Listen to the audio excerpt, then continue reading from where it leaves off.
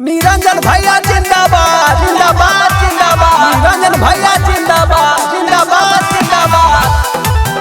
हमारा विधायक कैसा हो, निरंजन भैया जैसा हो। निरंजन भैया जिंदाबाद जिंदाबाद जिंदाबाद। निरंजन भैया जिंदाबाद जिंदाबाद जिंदाबाद। आई गेलाई हमन समैया सुना हो चाचा चाची जागे के हा।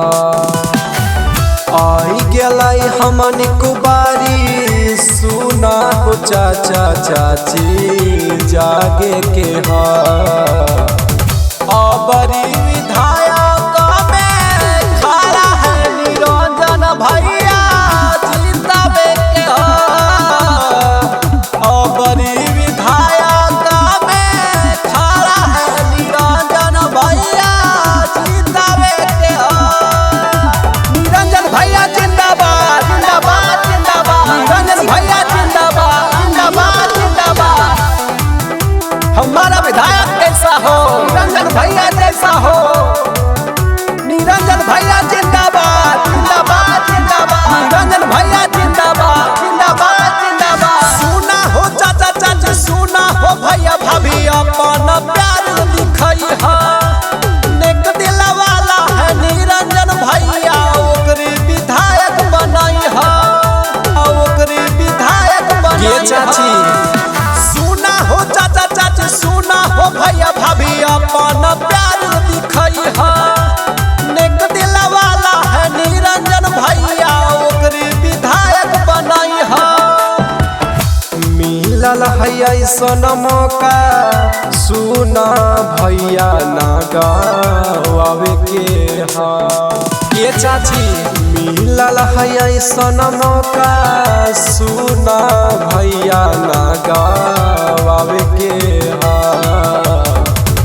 अबरी विधायक में खड़ा है निरंजन भैया जिंदाबे के हा।